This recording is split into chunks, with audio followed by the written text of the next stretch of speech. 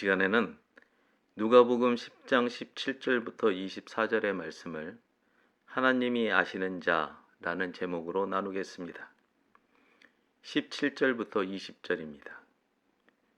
70인이 기뻐하며 돌아와 이르되 주여 주의 이름이면 귀신들도 우리에게 항복하더이다.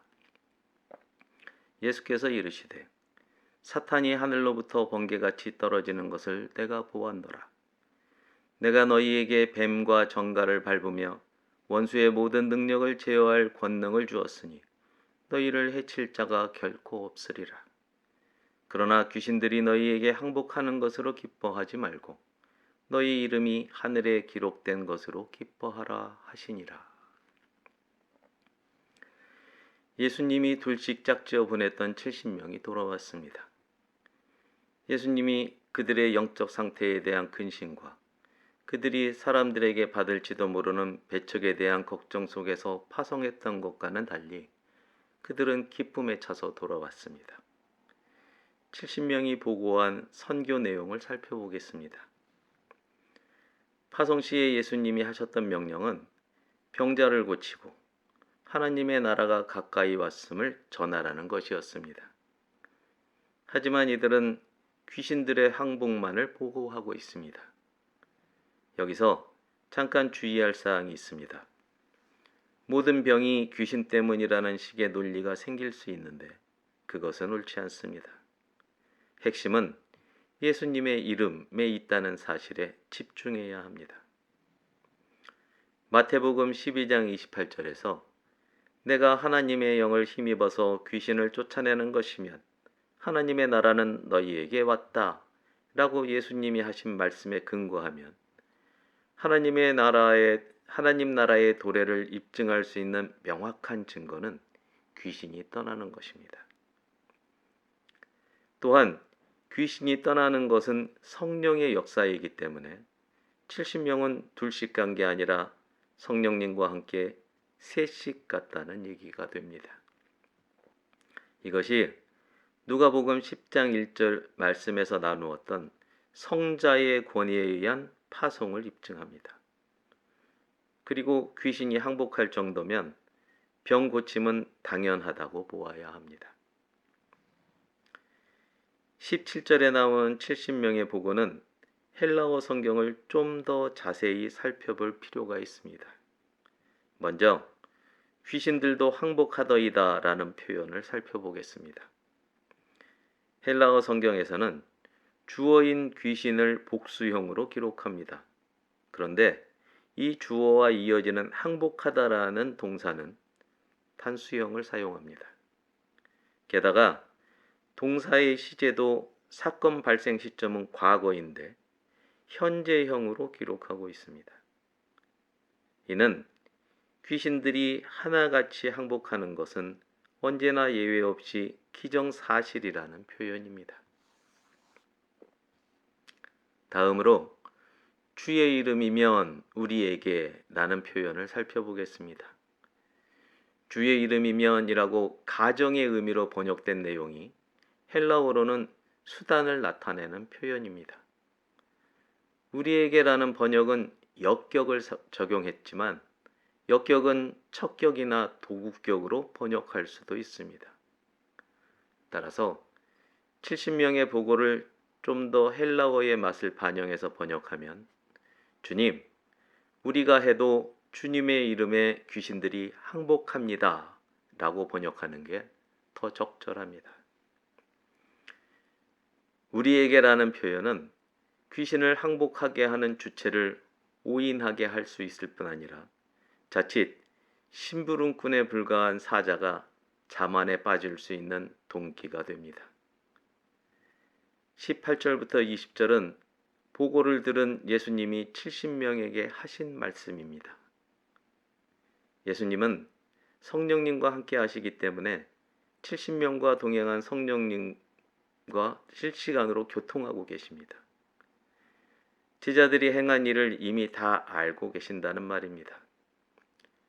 18절에서 예수님이 하신 말씀은 이사야서 14장 12절부터 15절에 나오는 사탄에 비견되는 세상 권세의 몰락에 관한 예언을 생각나게 합니다. 세번역 성경으로 보겠습니다. 웬일이냐 너 아침의 아들 새벽별아, 네가 하늘에서 떨어지다니. 민족들을 짓밟아 맥도 못 추게 하던 내가 통나무처럼 찍혀서 땅바닥에 나뒹굴다니. 네가 평소에 늘 장담하더니 내가 가장 높은 하늘로 올라가겠다. 하나님의 별들보다 더 높은 곳에 나의 보좌를 두고 저 멀리 북쪽 끝에 있는 산 위에 신들이 모여 있는 그 산 위에 자리 잡고 앉겠다. 내가 저 구름 위에 올라가서 가장 높으신 분과 같아지겠다 하더니, 그렇게 말하던 내가 스올로 땅 밑 구덩이에서도 맨 밑바닥으로 떨어졌구나. 예수님이 보시기에 사탄의 지위는 계속해서 낮아지고 있습니다. 19절에서 예수님은 사탄과 그 졸개들이 몰락해가는 이유를 설명하십니다. 예수님이 70명을 대표로 하는 예수님을 믿는 모든 제자에게 권능을 주셨기 때문입니다. 이 권능은 두 가지와 관련됩니다. 하나는 뱀과 전갈을 밟는 표징입니다. 다른 하나는 원수의 모든 능력 위에 있는 능력입니다. 뱀과 전갈은 원수를 은유하는 것이고, 뱀은 유혹을, 전갈은 고통을 상징합니다.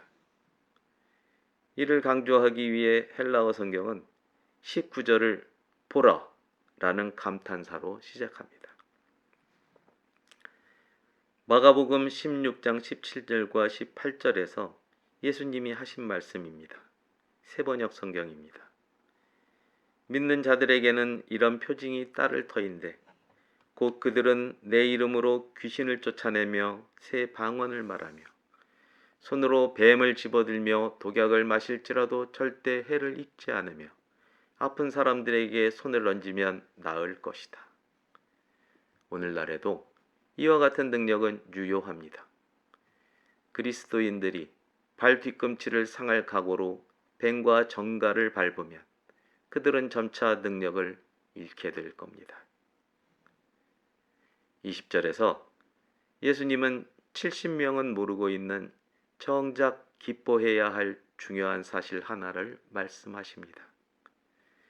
귀신들이 너희에게 항복하는 것으로 기뻐하지 말고 너희 이름이 하늘에 기록된 것으로 기뻐하라. 귀신이 항복하는 것 정도는 아무것도 아닙니다. 귀신을 쫓아내고도 천국에 허락되지 않는 사람도 있다는 사실을 기억해야 합니다. 정작 기뻐해야 할 일은 70명의 이름이 생명책에 기록되었다는 사실입니다. 어떤 능력보다도 생명책의 이름이 기록되는 것을 사모하는 여러분과 제가 되기를 주님의 이름으로 축복합니다. 21절과 22절입니다. 그때에 예수께서 성령으로 기뻐하시며 이르시되 천지의 주제이신 아버지여, 이것을 지혜롭고 슬기 있는 자들에게는 숨기시고 어린아이들에게는 나타내심을 감사하나이다. 옳소이다. 이렇게 된 것이 아버지의 뜻이니이다.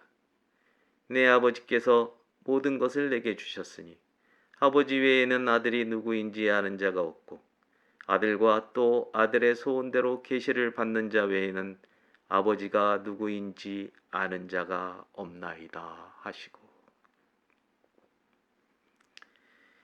21절과 22절은 예수님이 성령에 의한 감동으로 하나님께 드리는 찬미입니다. 이 감동이 예수님께 찾아든 시간은 그때입니다. 여기서 그때란 가장 가까운 시점으로는 70명의 이름이 생명책에 기록되었음을 선포하셨을 때입니다. 그리고 조금 먼 시점으로는 기도의 찬미의 원인이 되는 사건이 발생한 시점으로 70명이 주님, 우리가 해도 주님의 이름에 귀신들이 항복합니다 라고 보고한 때입니다. 이렇게 보면 이미 18절부터 성령의 감동에 의한 찬미가 시작되었다고 보는 게 더 타당합니다. 21절을 보면 예수님의 찬미에는 대비되는 두 부류의 사람이 나옵니다. 지혜롭고 슬기 있는 자, 그리고 어린아이입니다. 풍자적으로는 꾀가 많고 약삭 빠른 자, 그리고 보이는 게 전부인 사람입니다. 다른 말로 곤모술수에 능한 자, 그리고 순진무구한 사람입니다.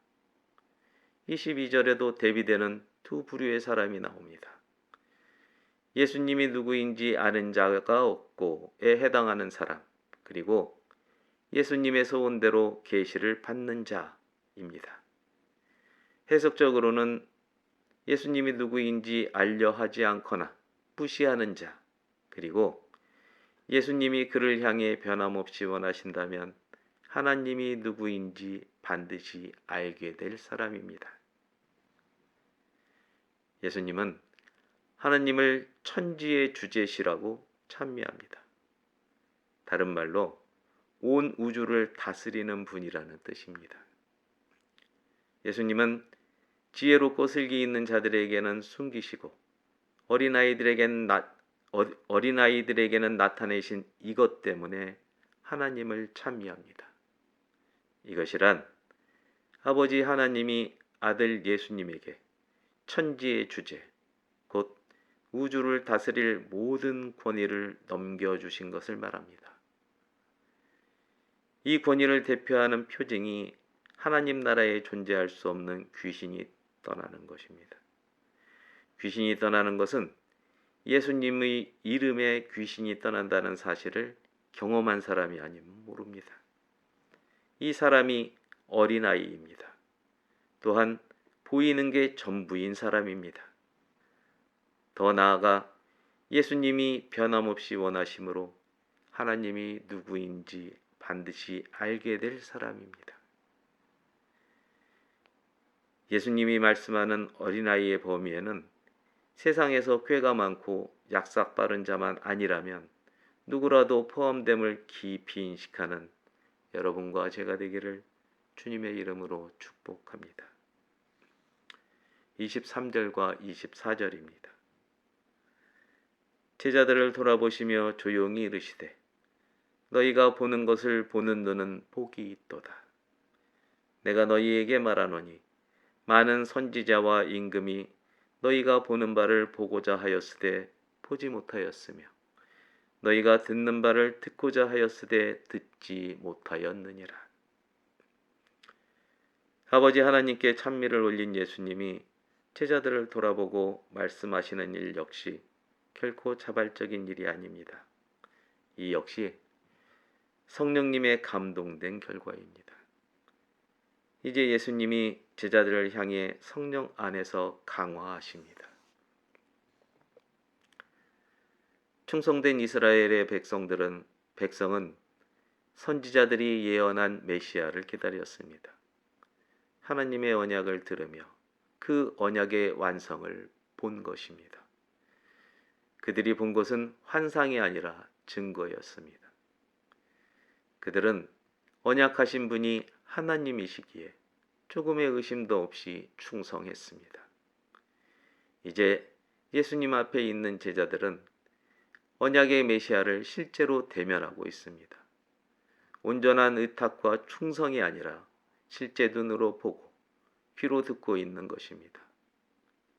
지나온 날들에 하나님의 기름 부음을 받은 선지자와 왕들이 그토록 기다리던 그 시간 위에 있는 것입니다. 오늘날 우리 예수쟁이들은 어떻습니까? 성경 말씀 속에서 예수님을 대면합니다. 예수님 시대에 예수님을 직접 대면했던 제자들처럼 말입니다. 보지 않고도 믿는 충성된 사람은 복이 있습니다. 할렐루야. 존귀한 하나님의 친구 여러분, 율법의 하나님, 원수를 갚으시는 하나님이 용서의 하나님, 원수를 사랑하시는 하나님으로 우리에게 오셨습니다. 사랑의 하나님이 독생자의 피로써 원수되었던 사람의 죄를 씻으신 역사가 바로 복음입니다. 예수님이 복음이요 천국이라는 사실 위에 굳게 서는, 그래서 하나님이 아신 바 되고 생명책에 기록되는 여러분과 제가 되기를 주님의 이름으로 축복합니다. 기도하겠습니다.